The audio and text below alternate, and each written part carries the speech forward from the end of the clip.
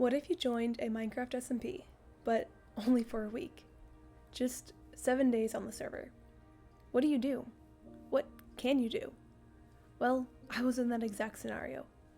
My friend had kindly put my name in for Friends Week, just a chance for a few new people to hop on, explore, connect, leave their mark, and while I was more than excited to play, when I typed in the IP and logged on for the first time, my first thought was, what's the point? 7 days? What could I possibly accomplish in just 7 days? There were players who already had full netherite, giant bases with automatic farms, castle walls, mega structures that pierced the clouds, whole cities with matching banners and roads and lore and group chats. Meanwhile, I was still punching trees. It felt like showing up late to a life that already started without you. Everyone else already had friends. They had stories, inside jokes, shared builds, memorials to pets I never even met. I remember walking past a small, carefully built grave, a single name carved on an oak wooden sign. Willow. There were candles, flowers, and a note that said, "To the wolf who made this house a home." I just stood there, frozen. I didn't even know who Willow was, but for someone else, that dog meant something.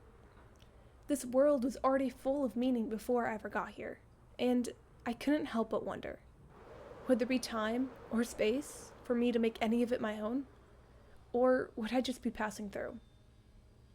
There was so much to do, so much I was behind on. I needed wood, iron, stone, eventually diamonds. Netherite would be nice, but who was I kidding? I didn't have the time. I needed food, I needed armor, a bed, a house, or maybe just a hole in the ground to start.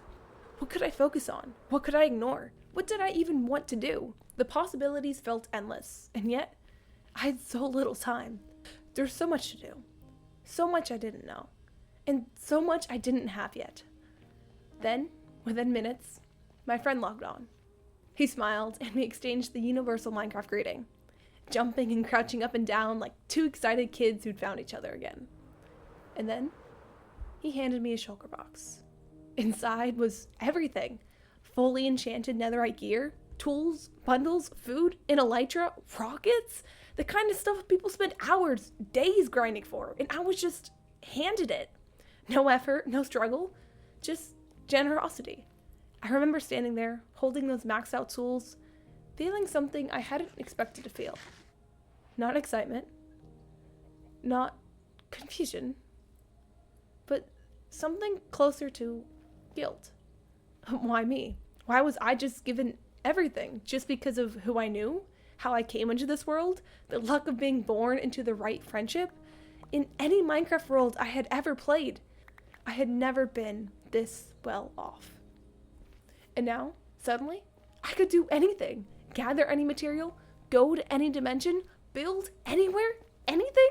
I didn't even need to worry about food. I had more golden carrots than anything I'd ever be able to eat in just 7 days. And yet, that question stayed in my mind. Why do some people get so much so early just because of where they started? It kind of felt like a parallel to life. Some people start rich, connected, safe. They don't have to worry about surviving, just deciding what they want to do. While others start with nothing and grind for every last piece of iron and may never get the chance to ask themselves, what is it that they want to do? Because they're only focused on what they have to do. My friend showed me around the server. He flew ahead, gliding effortlessly, while I clumsily tried to keep up. We flew past another players. They were laughing, mining together. One of them was wearing an iron chest plate, stone tools, said they just started a few hours ago. No shulker boxes, no elytra, no golden carrots. But big smiles on their faces all the same. They said they were grinding for diamonds. They wanted to build a base, but first, tools, resources, food. And I thought, that was supposed to be me. But somehow, I skipped past all of that. Not because I earned it, but because I was lucky enough to be helped.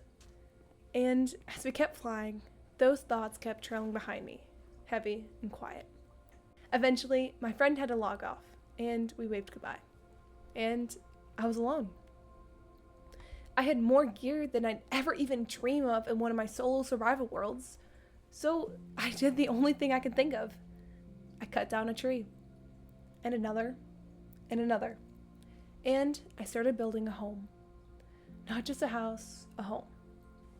I organized my area, planted trees, built a winding path to connect to my friend's space. I lit up the forest with lanterns. I explored the server and met a bunch of people. I helped someone flatten out a mountain so they could build their base. I hadn't planned to. I just found myself there, digging, placing blocks, laughing. And I found myself glad I could help. I remember being cautious, too cautious, avoiding death at all cost, not wanting to lose the gear I'd been gifted. It felt sacred, borrowed, like I wasn't allowed to mess it up. My friend had a portal trap, a redstone contraption with skulk triggers. And when I fell for it the first time, he showed me how it worked, as we laughed when I almost died. He reset it, explained the mechanics. It was clever, intricate. 2 days later, I forgot. I triggered the trap again, this time alone. And I died. I was stunned. Fortunately, I had a bed nearby, and I got my stuff back before it could despawn. But still, I knew that the trap was there, and yet I still made the same mistake. And that somehow felt even more human than anything else I'd done so far. And after that, the days just began to blur, in the softest, most beautiful of ways. My time on the server was still ending, but I wasn't rushing anymore. I was just living. I found myself smiling at the chicken I had trapped in a boat near my house. It wasn't just a mob anymore. I was convinced it was a friend. I even built a proper coop for it eventually, because the boat just started to feel wrong. He deserved better. So, I gave him a little fence, a name tag, an entire chicken coop, and torches to keep the shadows away. I never told anyone, but it mattered to me. And on one of the last nights, I sorted every single item left in my inventory. My armor, my tools, my rockets. I put them away, carefully, even though I was probably the only one who would ever see them. But even though it didn't matter. But that's the thing, it did. Because when something matters to you, you don't need an audience. I remember going on a long walk, just wandering out past spawn. I had left my golden carrots at home, so I was looking for food. And I came across a group of pigs, but I couldn't bring myself to kill them, because they happened to remind me of someone. I just looked at them, smiled, and walked on. Another time, I was in a lush cave, harvesting glowberries to decorate the inside of my house, and I saw a yellow axolotl, just swimming in a little clay pool. I know it was just code, just algorithms and movement patterns and Minecraft physics, but in that moment, it felt happy, like it was playing, like it was the only thing alive in this blocky world. And I just sat there, watching it twirl between the moss and the drip leaves, not mining, not building, not doing anything at all, just watching. And it was enough. I didn't know it at the time, but those moments, those small, ordinary, throwaway choices, were the most important ones. Because they weren't about achievement, or progress, or efficiency, but they were about presence. And presence is one of the rarest things to come across, especially in life. I had so much fun on that server, even if it only lasted 7 days. And now, even later, I can't stop thinking about it, because that SMP, that one short week, told me more about myself than I had ever expected. It showed me how I act when time's limited, how I reach out or don't, how I contribute or hide. It showed me how sometimes I value connection more than achievement, even when the timer's running out. It made me realize Minecraft isn't just a game. It's a mirror. What we do in a world we know will leave tells us everything about how we live in this one. Because here's the truth. We're all on a 7-day SMP. And we don't know how many days we get. But we do know it's not forever. We can chase diamonds, or build castles, or isolate, or panic, or we can choose to slow down. We can help someone finish the roof, clear their mountain, dig their mine, leave a flower at someone else's grave. We can build bridges, not just bases. We can leave signs at a stranger's house saying, "You're doing great." We can carve out beauty, not for the sake of legacy, but simply because it's kind. And that doesn't make our time meaningless. It makes it precious. So, if you had just 7 days left on a server, what would you build?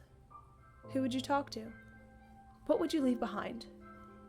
And now, here in real life, where the days feel longer and the end isn't visible on your minimap, are you living any differently? Or are you waiting for the clock to run out before you decide who you want to be?